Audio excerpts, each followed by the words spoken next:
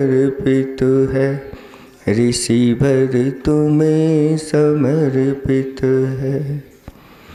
देवादिदेव 1008 श्री शांतिनाथ भगवान की। देवादिदेव 1008 वर्तमान शासनक महावीर भगवान की। परम पूज्य 108 आचार्य प्रवर गुरुवर श्री विद्यासागर जी महामुनिराज की। परम पूज्य महाश्रवण निर्यापक महाराज श्री समय सागर जी महामुनिराज की। परम पूज्य 108 आज के दिन दीक्षित अभय निर्यापक महाश्रवण अभय सागर जी आदि 9 मुनिराजों की, 3 कम 9 करोड़ मुनिराजों की।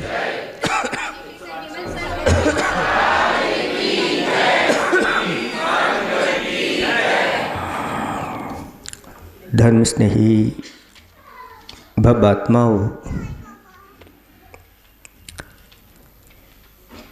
यह संसारी प्राणी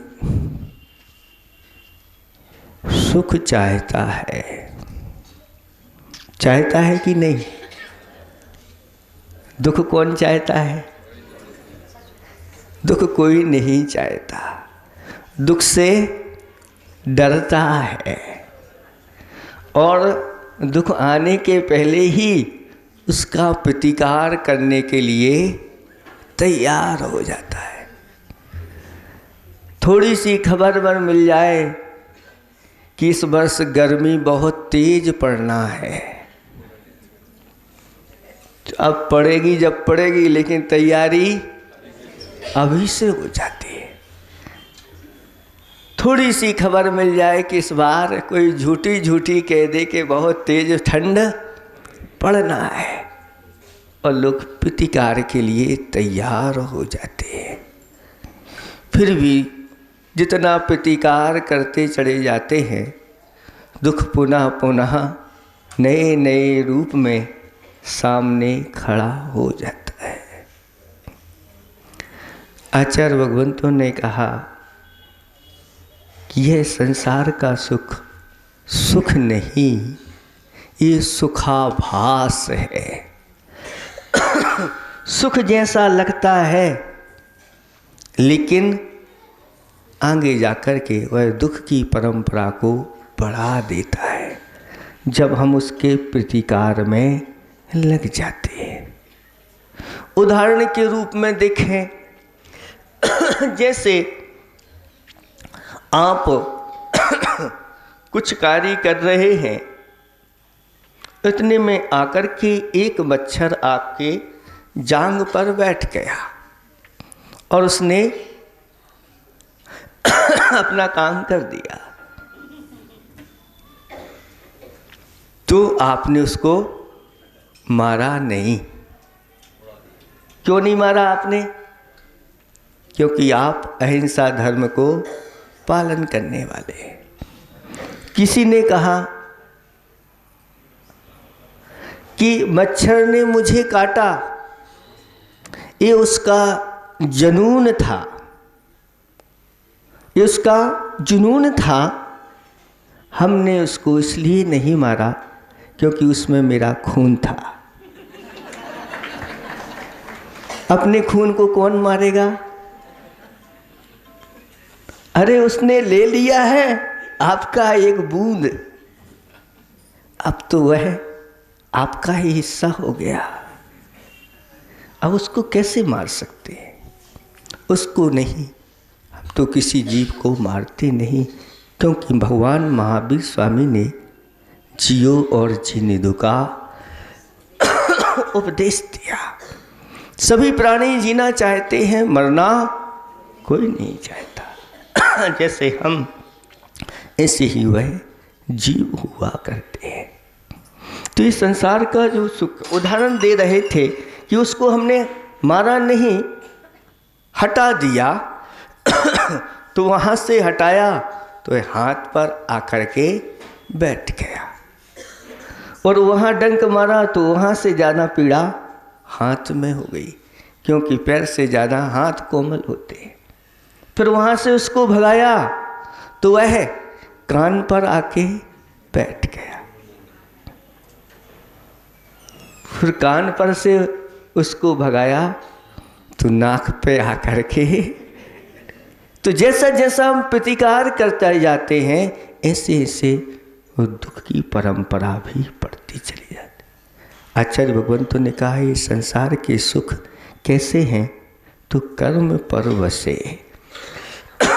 कर्मों के अधीन है। अगर हमारे साता वेदनी कर्म का उदय है तो ये सुख काम में आते हैं, और अगर असाता वेदनी का उदय है तो सुख की सामग्री सामने रहती है, अच्छी अच्छी सामग्री भोजन की तैयार हुई है और श्रीमान जी को बुखार आ गया तो अब असाता वेदनी कर्म का उदय आ गया, सामग्री वहीं पड़ी है, अब उसका आनंद नहीं लेते। तो एक साता वेदनी कर्म का उदय है तो हमें सुख मिलेगा, लेकिन असाता वेदनी कर्म का उदय है तो दुख मिलता है। कर्म पर बसे शांते कहते हैं कि जो हमारे लिए सुख मिले हैं इसका एक दिन अंत भी हो जाता है। स्वर्गों के भी इंद्र हैं, उनका भी एक दिन सुखों का अंत हो जाता है, और ये दुखों से मिश्रित हैं। पुण्य उदय जिनके तिनके भी ना ही सदा सुख साता। जो पुण्यात्मा है, महापुरुष हैं, उनके लिए भी हमेशा साता नहीं रहती, दुख बीच बीच में आते रहते हैं। और पाप बीजे, ये जो सांसारिक सुख हैं क्या है, पाप के बीज हैं। पाप की परंपरा बढ़ती चली जाती है जब हम विषय भोगों में लग जाते हैं। इसलिए ये सुख सुखाभास हैं, वास्तविक सुख ये नहीं है। तो वास्तविक सुख कहाँ है? तो कहा आत्म को सुख है, सुख सो सुख आकुलता बिन कहिए, आकुलता शिव माहीनता थे, शिव मग लग्यो चाहिए। आत्मा का सुख क्या है? अनाकुलता है, जहाँ किसी प्रकार की आकुलता नहीं है, जहाँ किसी प्रकार की पराधीनता नहीं है, ऐसा वह निराकुल सुख मोक्ष में है। इसलिए मोक्ष मार्ग में लग जाओ, उसकी प्राप्ति के लिए उपाय करो। किसी ने कहा है कि मोक्ष न आत्म ज्ञान बिन, मोक्ष की प्राप्ति आत्मा के ज्ञान के बिना कभी हो नहीं सकती। इसलिए उस आत्मा का हमें ज्ञान होना चाहिए। हम कौन हैं? को हम बार बार पूछो का अहम, मैं कौन हूं? उत्तर मिलेगा सोहम। सोहम जो सिद्ध परमात्मा है वही मैं हूं। शक्ति रूप में मुझ में भी वह परमात्मा विद्यमान है। अगर हम ही सिद्ध परमेष्टि हैं तो फिर में सिद्ध बनने की कोई आवश्यकता नहीं।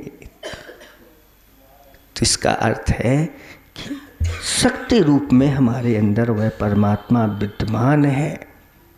अगर हम पुरुषार्थ करें तो उसको प्राप्त कर सकते हैं।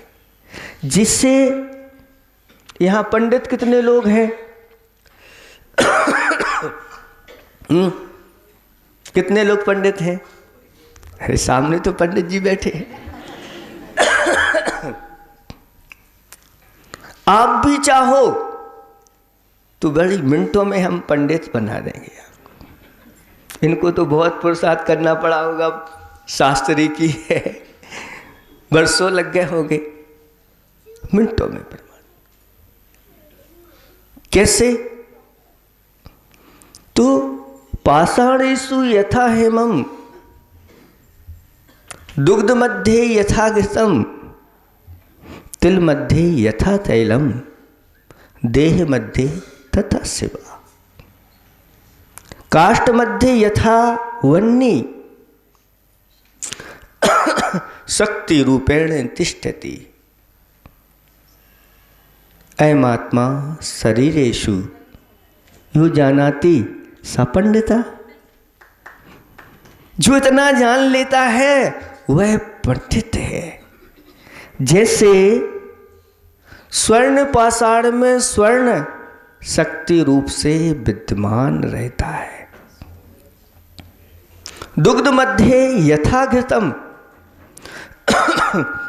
दुग्ध में शक्ति रूप से जैसे घृत विद्यमान रहता है।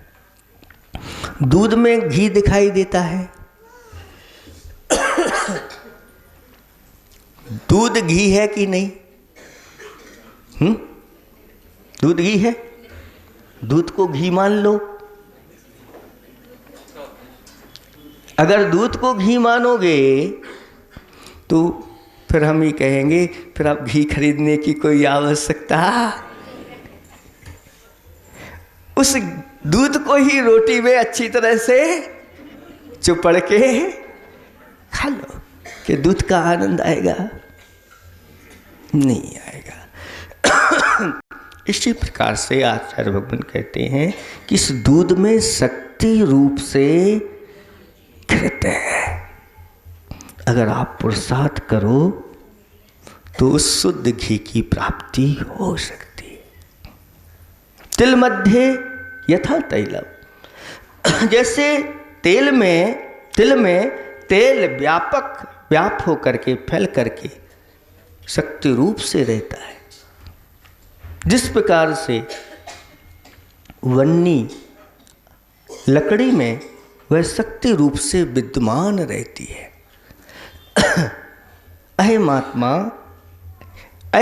यानी यह आत्मा शरीर, इस शरीर में भी शक्ति रूप से विद्यमान रहती है। जो इतना जानता है, श्रद्धान करता है, वह यो जानाति सा पंडिता। बस इतना अपनी बुद्धि में रखो, आप भी पंडित संज्ञा को प्राप्त है। बस लेकिन इतना तो जान लिया, अभी पंडित हो गए, लेकिन पंडित होकर के चारित्र की ओर भी अपने आगे।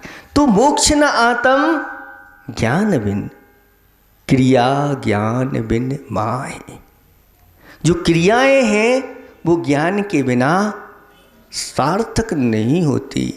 अज्ञानी की क्रिया है वह मंजिल तक नहीं पहुंचाती। नहीं ज्ञान विवेक बिना है, और ज्ञान भी, ज्ञान की सार्थकता किसके साथ है? तो विवेक के साथ है। विवेक क्या कहलाता है?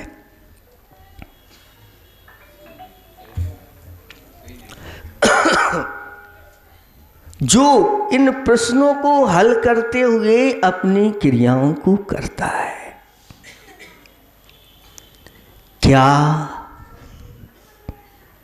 कब, कहाँ, कैसे, कितना, क्यों,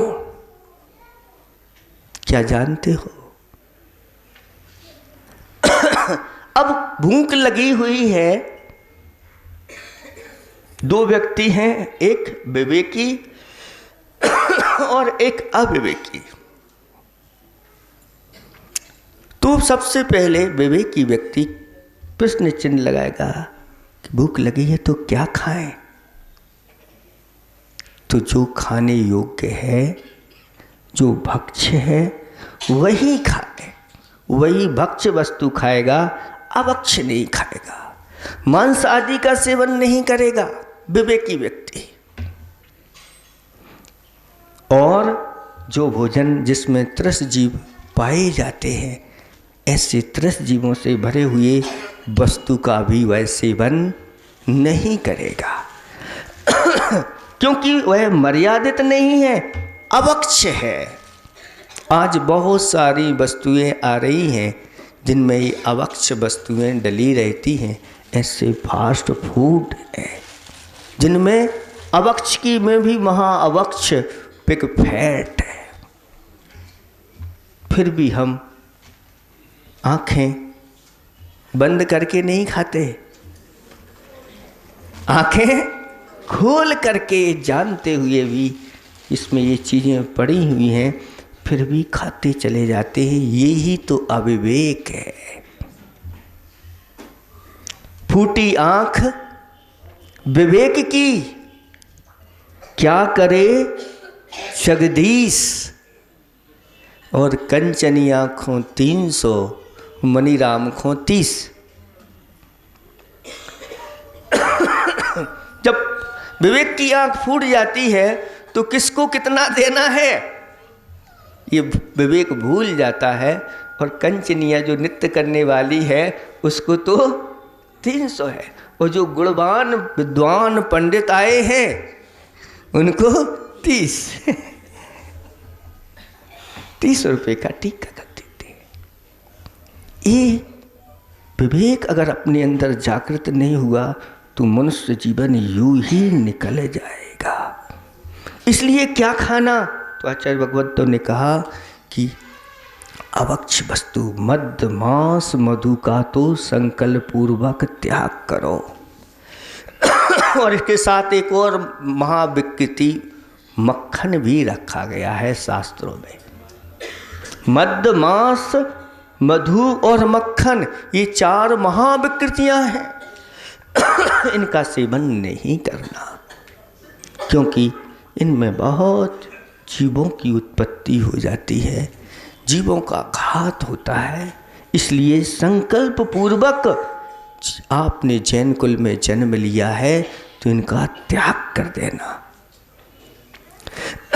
इसके बाद जिन जीवों में इन त्रस्त जीवों की उत्पत्ति हो रही है, दूध है, 48 मिनट के बाद उस दूध में तज्जाति संबंधी पंचेंद्रिय जीवों की उत्पत्ति हो जाती है।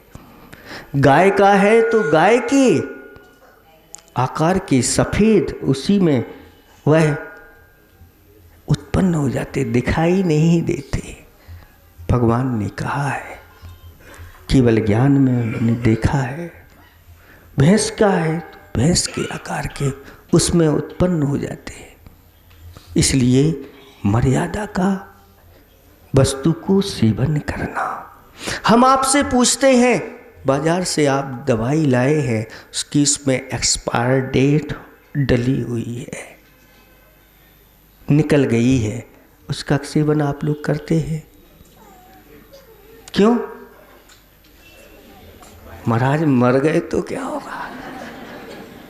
आचार्य भगवान कहते हैं कि अगर हम अवक्ष का त्याग करके और अगर मर जाते हैं तो आचार्य भगवान कहते हैं मरोगे नहीं, यहाँ से अजर अमर बनोगे।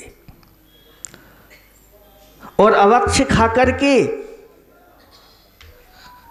जब मरोगे तो आचार्य भगवान कहते हैं ऐसी दुर्गति में जाओगे जहाँ बार बार जन्म और मरण लेना पड़ेगा, छुटकारा वहाँ से मिलेगा नहीं।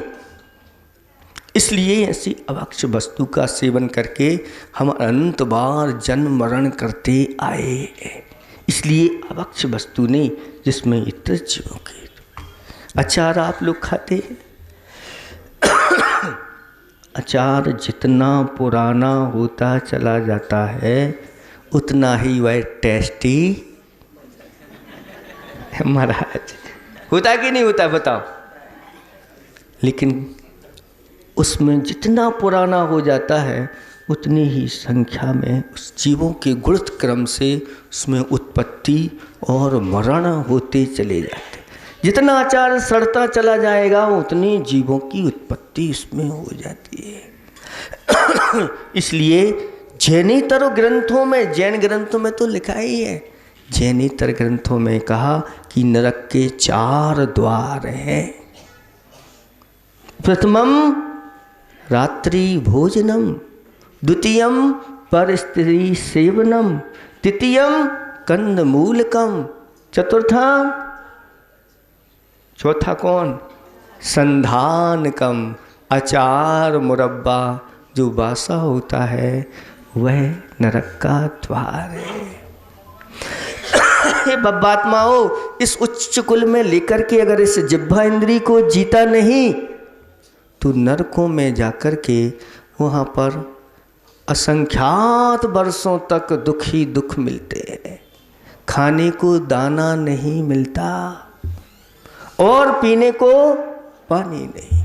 अगर खाना है तो वहाँ की ऐसी दुर्गंधित मिट्टी होती है जो यहाँ आ जाए साथ में नरक की वह मिट्टी, तो 4 कोस के जीव यानी 8 किलोमीटर 8 मील 12 किलोमीटर, 4 कोस में लघु योजन भी लिया जाए तो 12 मील के जीव उसकी गंध सूंघ करके ही मृत्यु को प्राप्त हो जाए। ऐसी सड़ी गली मिट्टी खाना है तो खाओ, और पीने के लिए वहाँ पर पानी नहीं, फिर भी वहाँ एक बैतरणी नाम की नदी है जहाँ खून और पीप की वह छार से युक्त वह नदी रहती है। ऐसा वहाँ की गर्मी इतनी तीव्र रहती है कि मेरू के समान लोहे का गोला भी गल जाए, और शीत इतनी पड़ती है कि गला हुआ तुरंत वह जम जाए।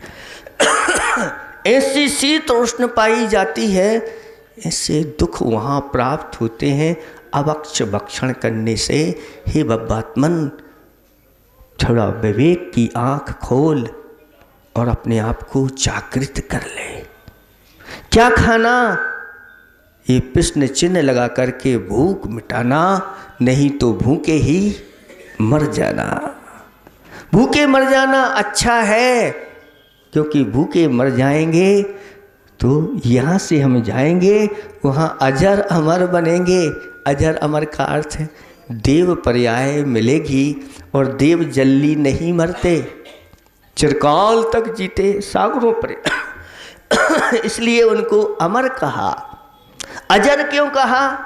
क्योंकि उनको बुढ़ापा भी नहीं आता, और वहाँ खाने को अमृत मिलेगा। क्या मिलेगा? अमृत मिलेगा। तो नरक के बारे में भी बता दिया, स्वर्ग के बारे में भी बता दिया। ये विवेक जागृत कर क्या खाएं? ये सबसे पहले भूख लगी है तो देख लो, जानकारी ले लो। 22 अभक्ष लिखे हुए हैं जिनवाणी में, उनका त्याग करो। फिर इसके बाद नंबर आता है, भूख लगी है तो कब खाएं? कब खाएं? दिन में खाएं या रात में खाएं? बोलो। दिन में खाएं पक्का? रात में तो कोई खाते नहीं होंगे ना। बहुत अच्छे लोग हैं,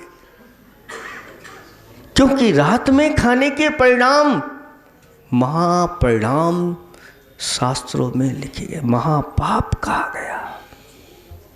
एक व्यक्ति ने रात्रि में भोजन बनाया और खाया, उसके परिणाम स्वरूप वह मर करके, उस पाप के कारण से वह मर करके उल्लू बना। क्या बना? उल्लू। ऐसी उल्लू पर्याय क्यों मिली? कहते हैं जो ऐसा सूर्य प्रकाश पाकर के भी दिन में भोजन नहीं करते, दिन में पान नहीं करते, आगे जाकर के उनके लिए उल्लू पर्याय प्राप्त होती है। क्योंकि उल्लू को दिन में ना तो दिखाई देता है और ना ही वह दिन में भोजन पान करता है। अब लो, कर्म कहता है तुम्हारे लिए पहले हमने इतनी अच्छी पर्याय दी थी, उसका तुमने सदुपयोग नहीं किया, उसके परिणाम स्वरूप उसके परिणाम स्वरूप ये मिल गई। सुनो, अभी आप बीच में नहीं। तो मर करके वह उल्लू बना, उस उल्लू ने अनेक जीवों का भक्षण किया, मर करके फिर नरक में चला गया। वहाँ नरक के सागरों पर्यंत दुख भोगे, वहाँ से निकल करके आया, कौआ बना। उस कौए ने भी अनेक मल में जीवों को भक्षण किया और मर करके वह कौआ नरक में चला गया। वहाँ से निकल करके बिलाव बना, उस बिलाव ने अनेक जीवों का भक्षण किया, मर करके नरक में चला गया। वहाँ से निकल करके जब आया तो यहाँ पर वह सामर नाम का जंगली जानवर बना और उसने भी अनेक जीवों का भक्षण किया, फिर मर करके नरक में चला गया। वहाँ से निकल करके आया तो फिर वह गिद्ध बना, उस गिद्ध ने भी अभक्ष वस्तुओं का भक्षण किया, नरक में चला गया। फिर वो नरक से निकल करके आया तो फिर सामर नाम का जंगली जानवर हुआ, फिर वह मर करके नरक में गया और नरक से निकल करके आया तो अजगर सूकर बना। उस सूकर ने भी अनेक अपवित्र वस्तुओं का सेवन किया और मर करके नरक में गया। वहाँ से फिर निकल करके आया तो अजगर बना, उस अजगर ने भी अनेक जीवों का भक्षण किया, मर करके नरक में चला गया। फिर वहाँ से निकल करके आया तो वह गौए बना, गुहेरा बना, उसने भी अनेक जीवों का भक्षण किया और मर करके नरक में चला गया। फिर वहाँ से निकल करके महामच्छ हुआ, उसने छोटे छोटे और जीवों का भक्षण किया और मर करके पुनः वह नरक में चला गया। एक रात्रि में भोजन बनाया और एक खाया, उसके ये परिणाम है। फिर जो प्रतिदिन रात्रि में भोजन बना रहे हैं, खा रहे हैं, खिला रहे हैं, उनकी क्या दशा होगी। और जो महाभोज देते हैं, शादी विवाह आदि कार्यक्रम में जो रात्रि में महाभोज देते हैं, उनके पापों का वर्णन सरस्वती भी आ जाए तो कर नहीं सकती। ऐसी शास्त्रों की वाणी है, ये हमारी वाणी नहीं, ये भगवान की वाणी है। इसको अच्छी तरह से धारण करो और अपने विवेक को जागृत करो। ये दो चीज़ें, क्षुधा और निद्रा, ऐसी हैं जितना बढ़ाओ बढ़ती चली जाती हैं और जितना घटाओ घटती चली जाती है। ये आपके ऊपर है। आपके सामने हम ही बैठे हैं। जब अज्ञान में डूबे हुए थे तो रात दिन खाते थे, लेकिन गुरुओं की कृपा हुई, गुरुओं का उपदेश सुना और जाकर के अपनी निंदा गढ़ा की, रात में भोजन त्याग कर दिया और दिन बहुत अच्छा निकलता था, रात भी अच्छी निकलती थी, लेकिन दिन भर खाते थे। लेकिन फिर धीरे धीरे उसको भी घटाना किया तो 4 बार किया, 4 से 3 बार किया, 3 से 2 बार खाने लगे और 2 बार के बाद फिर दीक्षा हुई तो 1 बार भोजन होता है और बहुत अच्छी तरह से 24 घंटे। और अगर 1 बार भी ना मिले तो भी बहुत अच्छे से दिन निकलता है। लंबे लंबे उपवास भी अगर कर ले तो भी बड़ी प्रसन्नता के साथ हो जाते हैं और बढ़िया हो जाता है। फिर हे बब्बात्माओं, आपके अंदर भी शक्ति विद्यमान है। आत्मा के पास अनंत शक्ति है, सिर्फ इसको प्रकट करना है, संकल्पित होना है। नहीं, मुझे ये मनुष्य जीवन अब सार्थक करना है, मुझे दुर्गति में नहीं जाना, मुझे सदगति में जाना, सदगति प्राप्त करना है। तो कब खाएं? तो कहा दिन में खाएं, प्रकाश में खाएं। तो महाराज हम तो प्रकाश में ही खाते हैं, रात में हम एक नहीं तो कितनी सारी जल जाती है। ये तो रात में भी हम लोग दिन कर लेते हैं, है कि नहीं? अब तो इसमें तो दोष नहीं लगना चाहिए। तो कहते हैं नहीं, जितना प्रकाश करोगे उतने और जीव वहाँ पर संचित होते चले जाए और सूक्ष्म जीवों की वृद्धि होगी, घटेंगे नहीं, इससे बढ़ते चले जाते हैं और सफ़ेद रंग के हो गए तो फिर वहीं के वहीं उसमें मिल जाते हैं, पता नहीं चलता। इसलिए नहीं, सूर्य प्रकाश में भोजन करने के लिए कहा गया है। कहते हैं जो सूर्य प्रकाश में भोजन करता है वह जगत में प्रकाशित हो जाता है, उसका यश सर्वत्र फैल जाता है, उसके जीवन से अंधकार हट जाता है। ऐसी महिमा बताई है। इसलिए आप संकल्पित होने के लिए तैयार हो जाओ कि रात में हमें नहीं खाना, रात में नहीं बनाना, और महाभोज तो हम कभी अब जीवन में देंगे नहीं। पहले परंपरा चलती थी यहाँ पर कि सुबह का ही भोजन रखा जाता था 10 बजे का इस उच्च कुल में, और 10 बजे से ज़्यादा 5 बजे तक हो गया, बस इसके बाद नहीं। लेकिन अब लोग 4 बजे से 5 बजे से रखने लगे हैं, और उन कब तक चलता है? आपके आगमन तक। ये स्थिति हो गई है।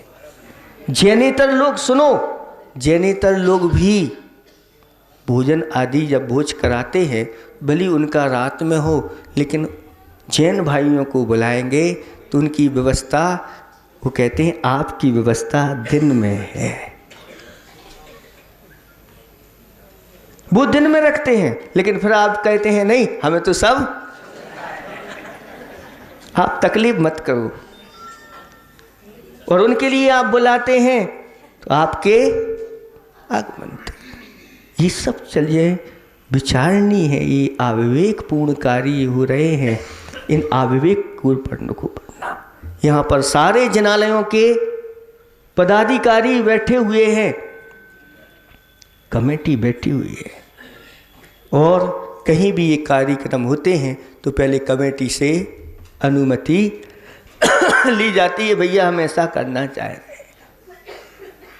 अगर आपने अनुमति दे दी तो छठा हिस्सा आपके सिर में जाएगा, आपके जीवन में जाएगा। यह तो अनुमोदना का भी पाप लगता है, करने की बात तो दूर है। अच्छा करते हैं तो उस अच्छी अनुमोदना का फल मिलता है, और खोटे कार्य की अनुमोदना करते हैं तो खोटा फल मिलता है। श्रीपाल ने कुछ वाक्य मुनिराज के प्रति पूर्व भाव में कहे थे, और बाकी के 700 लोगों ने ताली बजा दी थी, अच्छा कहा, अनुमोदना करते। उन्होंने कहा नहीं था, लेकिन जब कर्मोदय में आया तो श्रीपाल के साथ साथ 700 कोड़ी और उनको हो गया। ऐसा है। इसलिए कभी अपने जीवन में ऐसे लोगों की अनुमोदना नहीं करना, ऐसे शादी विवाह की अनुमोदना करना नहीं करना। हम लोग घाटोल में चातुर्मास हुआ, ये उपदेश किया वहाँ पर, और घाटोल वालों ने उसको बहुत अच्छी तरह से अपने जीवन में संकल्पित, पूरे गांव उनके मुखियाओं ने मिल करके हमारे नगर में अब ये कार्य नहीं होगा। साथ साथ में वहाँ के युवाओं ने ऐसा पुरुषार्थ किया कि पास पास के गांव में जाकर के उनको भी संबोधन किया, और ये बताया 35 गांव के लोगों ने मिलकर के ये संकल्प लिया कि दिन में शादी, दिन में भोज, जय अहिंसा घोष। अब हम लोग दिन में ही विवाह और दिन में भोज करेंगे, अब ऐसा कार्य नहीं करेंगे, अज्ञानता बस करते आए। तो कब खाएं? कब खाएं? दिन में खाएं। तो रात का बना हुआ दिन में खाएं? नहीं, क्योंकि जो रात में बना हुआ अगर दिन में भी खा रहे हो तो भी रात्रि भोजन का दोष लगेगा। इसलिए ये आपको बता, ये विवेक है। फिर इसके साथ साथ सुनो, इसके साथ साथ कहाँ खाएं? कहाँ खाएं? होटल में। आचार्य श्री के विभाग के याद आ रहे हैं कि आचार्य श्री विहार करते हुए जा रहे थे, और वहाँ लिखा था हिंदू होटल। आगे लिखा हुआ था एक जगह जैन होटल। तो आचार्य श्री ने उसको देख लिया और देख करके मुस्कुराया। और जो युवा लोग साथ चल रहे थे उनसे कहा, देखो क्या लिखा है यहाँ पर, हिंदू हो टल, जैन हो टल। अगर हिंदू हो तो टल जाओ यहाँ से, यानी जाओ, टलो, उस होटल में नहीं जाना। जैन हो तो टल, यहाँ आना नहीं, टल जाना, क्योंकि ये खाने का स्थान नहीं। यहाँ पर तो ना तो द्रव्य की शुद्धि है, ना क्षेत्र की शुद्धि है, ना काल की शुद्धि है, ना भावों की शुद्धि होती। तो ठेले पे जाके तो वही चौका कहा गया है कि जहाँ द्रव्य क्षेत्र काल की शुद्धि, भाव की शुद्धि हो, वो चौका कहलाता है। ऐसे इस चौके में जो भोजन करते हैं उसका प्रभाव अलग करता है। जैसा खाओ अन्न वैसा हो मन, और जैसा पियो पानी वैसा हो मन। ये है। तो कहाँ खाएं? तो कहा अपने ही घर में चौका में, जहाँ इस प्रकार की शुद्धि पाई जाती है वहाँ खाएं। इसके बाद फिर कैसे खाएं? बोलो कैसे खाएं? खड़े खड़े खाएं कि बैठे बैठे खाएं?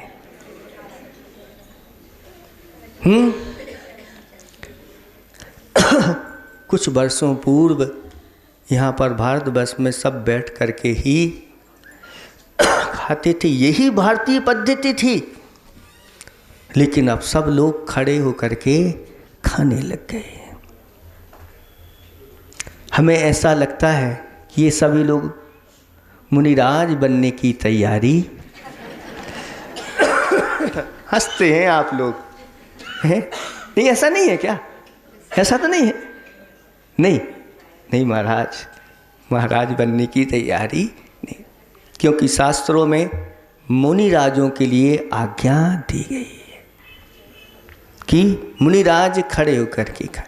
तो मुनिराजों को ऐसा क्यों कह दिया? वो भी तो बैठ करके खा सकते थे। शास्त्रों में कहा ये यथाजात रूप तुम्हें दिया है, बालकवत जाओ, चौके में सारी विषय भोगों की सामग्री है और यथाजात निर्विकार होकर के आहार ग्रहण करके आओ, तुम्हारी जीत हो जाएगी। ऐसा नियम आप लोगों का है क्या?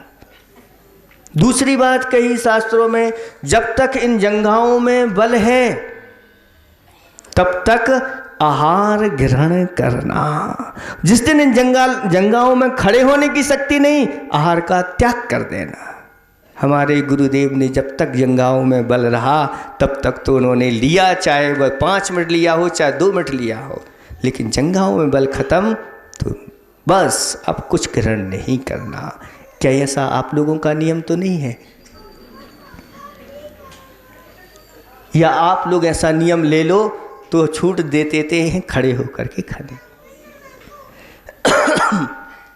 महाराज हम लोग तो जब खड़े होने की शक्ति नहीं तो बैठ कर के अच्छे से, और जब बैठ कर के भी अच्छे से नहीं तो टिक कर के अच्छे से, और जब टिकने की और बैठने की भी शक्ति नहीं तो फिर लेट करके अच्छे से, और जब चबाने की भी शक्ति नहीं हो तो बाईपास में से डाल करके भी अच्छे से। अंत तक छूटता नहीं, इसलिए कैसे खाएं? बैठ करके खाने का ही विधान भारतीय संस्कृति का है।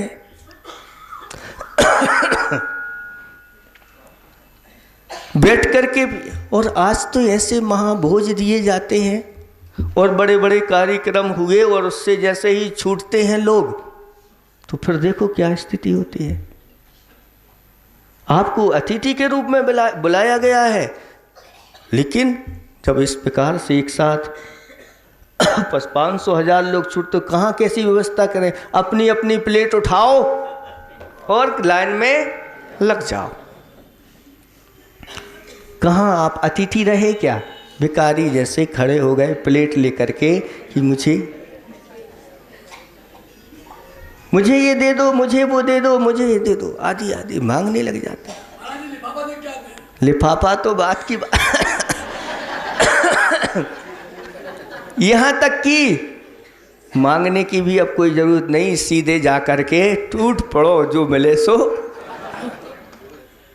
ये गिद्ध भोजन, ये पाश्विक पद्धति, ये भारतीय पद्धति नहीं है, ये आर्यों की पद्धति नहीं है। आप लोगों को समझना है। आप सब पढ़े लिखे हैं, आचार्य भगवंत हमारे इसलिए अच्छे अच्छे हाई को बना के गए हैं, चिंता नहीं करना। वही हमारे लिए आचार्य भगवान हैं, आज हमारे अंदर भी वह विद्यमान है। उन्होंने कहा हम अधिक पढ़े लिखे, हम अधिक पढ़े लिखे हैं, पढ़े लिखे किंतु कम समझदार। हम पढ़े लिखे कम हैं, कम हैं कि ज़्यादा हैं? पढ़े लिखे ज़्यादा हैं, समझदार कम हैं। एक सियार था जिसने मुनिराज से नियम लिया था कि रात्रि में 4 प्रकार के अन्न जल ग्रहण नहीं करूँगा। ऐसा वह सियार, उसको प्यास लगी, ऐसा रूखा सूखा भोजन किया और वह पानी की तलाश में पहुंचता है एक बावड़ी के अंदर। जैसे ही जाता है और दिखता है बावड़ी में अंधकार है। बाहर दिन था, बावड़ी में अंधकार था, पानी उसने नहीं पिया। ऐसे करते बाहर आया, वो बाहर दिखता है उजीला है, फिर नीचे जाता है अंधकार है। मेरा तो संकल्प है मैं ये पानी नहीं पीऊँगा। और ऐसे करते करते वह सियार मृत्यु को प्राप्त हो गया, लेकिन उसने पानी नहीं पिया। और अगले ही भव में उच्च कुल में उसका जन्म हुआ। उसको सुद्रव्य, सुक्षेत्र, सुकाल और सुभाव सब मिल गए। और उसी भव में उसको सारे विषय भोगों की सामग्री मिली, सारे सुख मिले सांसारिक। उन सुखों को भी तिलांजलि दे करके मुनिराज बन करके और ध्यान लगा करके केवल ज्ञान को प्राप्त कर लिया। और जाकर के और बाद में अघातिया कर्मों को नष्ट करके सिद्धालय में विराजमान हो गया। कल हमने कहा था आपको कि धर्म कहता है एक बार मेरे लिए मर के तो देख, तेरे लिए अजर अमर ना बना दूँ तो कहना। वह अगले ही भाव में अजर अमर बन गया। कौन? और आप लोग सब होशियार हैं। आप लोगों की बुद्धि ऐसी चलती है कि बाहर उजेला है, देख के आए हैं हम तो लाओ, अंदर अंधेर, लाइट चली गई तो कोई दिक्कत, अंधेरा है तो भी चल जाएगी। इस प्रकार की बुद्धि हम लोगों की चलती है। इसलिए ये विवेक जागृत कर लो कि कैसे खाएं। सम्मान के साथ अगर कोई खिलाता है, दिन में खिलाता है, अच्छा भक्ष्य पदार्थ खिलाता है तो खाना, बिना सम्मान के नहीं। जब हम पढ़ते थे तो एक दोहा आज भी याद है, एक कवि महाराज का, महोदय का, रही मन मोह ना सुहाय, अमी पियावत मानु बिन, जो विष देत बुलाए, प्रेम सहित मरबो भलो। कितनी बड़ी बात की कि ये मुझे अच्छा नहीं लगता। कोई बिना मान सम्मान के अमृत भी पिलाता है तो मुझे पीना पसंद नहीं, मुझे अच्छा नहीं लगता। वो रखा है भोजन पानी कर लो, हाँ आप ही करो, हम नहीं करेंगे। हमें अगर सम्मान के साथ मिलेगा तो मिलेगा। बोलो मुनिराजों की अगर नवदा भक्ति नहीं करोगे तो मुनिराज भोजन करते हैं क्या? नहीं करते। भली मृत्यु हो जाए, समाधि हो जाए, लेकिन भोजन नहीं करेंगे। नवदा भक्ति चाहिए। ये स्वाभिमान है, ये भगवान की वाणी है, उनको मुझे पालन करना है। लेकिन आप लोग अपना स्वाभिमान भूल गए, वो प्लेट लेकर के खड़े हो गए। फेंको प्लेट, मुझे नहीं खाना भोजन, हम अपने जाकर के स्वाभिमान के साथ घर में भोजन करेंगे। है हिम्मत? जागृत करो अपनी बुद्धि को, विवेक को। ये सुप्त हो गई है, देखा सीखी बहुत हो रही है। अब देखा देखी नहीं करना, हमें आगम की वाणी का अच्छी तरह से पान करके आप लोगों की आंखें खोलने के लिए जितना समय मिला है उतना तो हम प्रयास करेंगे। जो विष देत बुलाए प्रेम सहित मरवो भलो। कोई अगर विष का प्याला रख देता है, बड़े मान सम्मान के साथ मुनिराज की नवदा भक्ति करता है और हाथ में कड़वी लौकी दे दी, महाराज ने बड़े प्रेम से ले ली और समाधि भरण कर लिया। विष भी दे तो वो पी करके मुझे मरना अच्छा है, ऐसा वह कवि कह रहे हैं। इसलिए इसको अच्छी तरह से आप लोगों को समझना है, ये विवेक जागृत रखना है। और आप लोग अब कम से कम संकल्पित होंगे कि रात में महाभोज नहीं देंगे, रात इस प्रकार के खड़े खड़े नहीं खाएंगे, बैठ करके ही भोजन करेंगे अच्छी तरह से। बोलो, आपसे हम पूछना चाहते हैं, महाराज अगर आज भोजन बैठ करके लें, बोलो आज हम बैठ करके भोजन लें, सबको स्वीकार है? एक दिन ले लेंगे बस, बाकी सब खड़े दिन। एक दिन भी स्वीकार नहीं करोगे? हमारे लिए तो इस बिल्कुल ऐसे मिला, और आप लोग खड़े खड़े भोजन खा रहे हैं। हम लोग सब मिल जाते हैं एक दूसरे का, किसी के कोई कहते ही नहीं, ऐसी बात। इसलिए आप लोगों को क्या खाना, कब खाना, कहाँ खाना, कैसे खाना और कितना खाना, जितनी भूख है उतना ही खाना। क्यों खाना? खाने के लिए जीना कि जीने के लिए खाना? ये है जीने के लिए खाना, जीने के लिए खाने के लिए मत जीना। इतना ये विवेक जागृत हो गया तो कहा कि नहीं ज्ञान विवेक बिना, नहीं विवेक गुण विवेक के माही। अगर विवेक हमारे अंदर है तो हमारे अंदर गुण ठहर सकते हैं, नहीं तो गुण भी चले जाते हैं। इस प्रकार की ये व्यवस्था है। फिर सुनो, यहां से हिल गया है बस थोड़े। नहीं विवेक जिन मत बिना, ये विवेक जिनेन्द्र भगवान के मत के बिना कहीं नहीं मिलेगा। और जिनमत जिन बिन माही, ये जिनमत भी जिनेन्द्र भगवान के बिना नहीं मिलेगा। इसलिए मोक्ष मूल निर्मल महा, मोक्ष मूल निर्मल महा तुरुवन जिनवर माय।